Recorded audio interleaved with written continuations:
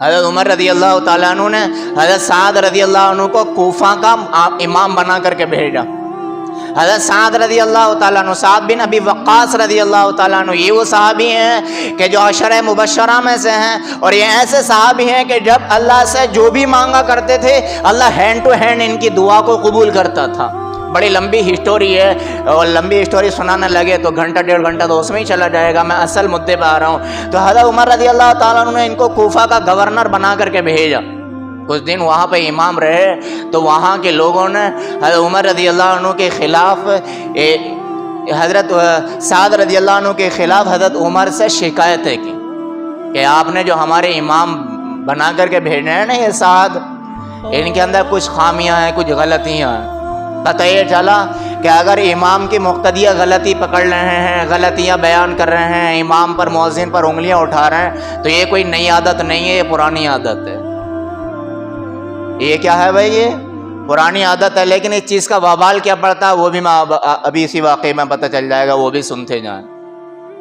اور حضرت سعد رضی اللہ عنہ کو پتہ نہیں ہے کہ میرے خلاف وہاں انفارمیشن پہنچ چکی ہے کہ کہاں کوفہ ہے عراق میں، اور حضرت عمر رضی اللہ عنہ مدینے میں.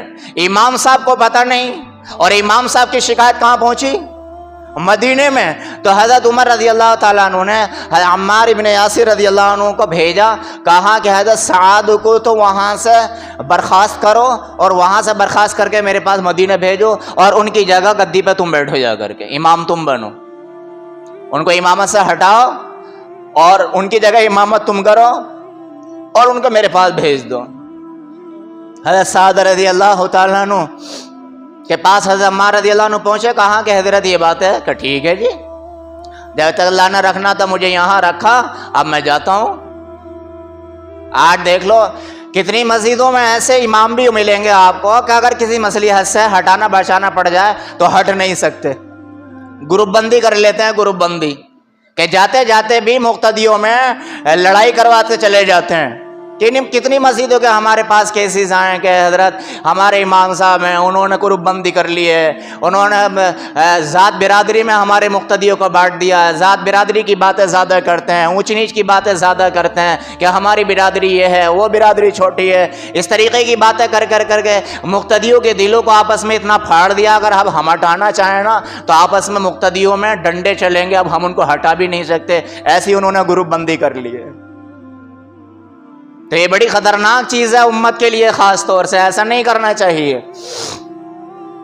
تو حضرت سعد رضی اللہ عنہ نے کہا ٹھیک ہے، میں تو اللہ کے لیے کام کر رہا ہوں، اللہ نے بھیجا تھا، اللہ اپنے حکم سے بلا رہا، کوئی بات نہیں ہے. حضرت سعد رضی اللہ عنہ مدینہ آ گئے، اور مدینہ آ کے حضرت عمر رضی اللہ عنہ کی خدمت میں پہنچے. حضرت عمر رضی اللہ عنہ نے کہا کہ تمہارے مقتدیوں نے سب سے پہلی شکایت مجھ سے یہ کی ہے کہ تم نماز ٹھیک نہیں پڑھاتے ہو. اتنے بڑے صحابی عشرہ مبشرہ میں کہ جن کو حضور صلی اللہ علیہ وسلم نے کئی مجلسوں میں، کئی میٹنگوں میں، کئی بیٹھکوں میں یہ کہا ہے ابو بکر بھی جنتی، عمر بھی جنتی، عثمان بھی جنتی، علی بھی جنتی، اور سعد بھی جنتی، سعید بھی جنتی، زبیر بھی جنتی، ابو طلحہ بھی جنتی، عبد الرحمن بھی جنتی، یہ سب جنتی ہیں. اور جو ٹاپ 10 صحابہ میں ہیں ان میں سے ایک ہیں، اور ان کی شکایت ان کے مقتدیوں نے کیا بھیجی ہے؟ وہی حضرت عمر کہہ رہے ہیں کہ تم نماز ٹھیک نہیں پڑھاتے ہو، تمہارے مقتدیوں نے ہم سے یہ شکایت کی ہے. حضرت سعد رضی اللہ عنہ کہنے لگے جی کیا شکایت ہے؟ کہ جی شکایت یہ کر رہے ہیں کہ تم 2 رکعت تو لمبی پڑھاتے ہو، 2 رکعت چھوٹی پڑھاتے ہو،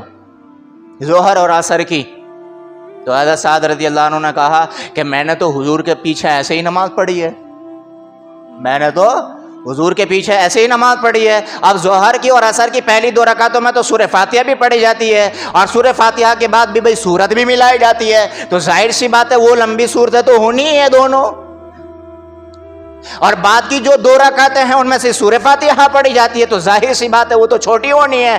کہ حضرت عمر سے فرمایا امیر المومنین میں تو ایسے ہی پڑھاتا ہوں جیسے میں نے حضور کے پیچھے پڑھی ہے. تو حضرت عمر نے فرمایا کہ ہاں مجھے یہی امید تھی کہ تم ایسے ہی پڑھا رہے ہوگے کہ جیسے تم نے حضور کے پیچھے پڑھی ہے، لیکن کیا کریں مقتدیوں کے حال کا، تمہاری شکایت تو پھر بھی آئی ہے. اور دوسری شکایت یہ کی ہے کہ تم جنگ میں نہیں جاتے ہو. کہ جی میں جنگ میں اس وجہ سے نہیں جاتا، میرے ٹانگ میں درد رہتا ہے، جس کو آج حکمت کی زبان میں لنگڑی کا درد بولتے ہیں، اور عربی میں اس کو عرق النساء بولتے ہیں. تو یہ تکلیف تھی حضرت سعد رضی اللہ عنہ کے، جی اس وجہ سے میں نہیں جاتا۔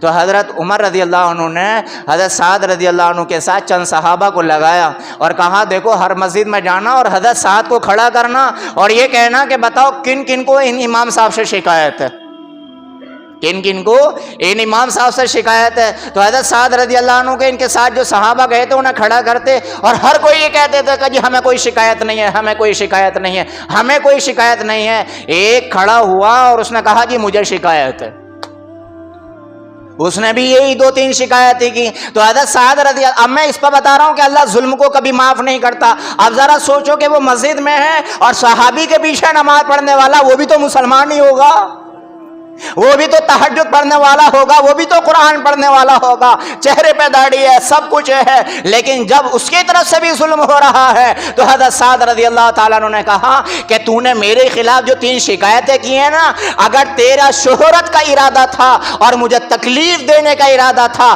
تو اللہ تعالیٰ کی طرف سے اور اللہ کے حکم سے میں تجھے 3 بد دعائیں دے رہا ہوں۔ پہلی بد دعا یہ ہے کہ اللہ تیری عمر اتنی لمبی کرے گا، اتنی لمبی کرے گا، اتنی لمبی کرے گا کہ تجھے گھروں میں بھی کوئی ٹھکانہ دینے کو تیار نہیں ہوگا۔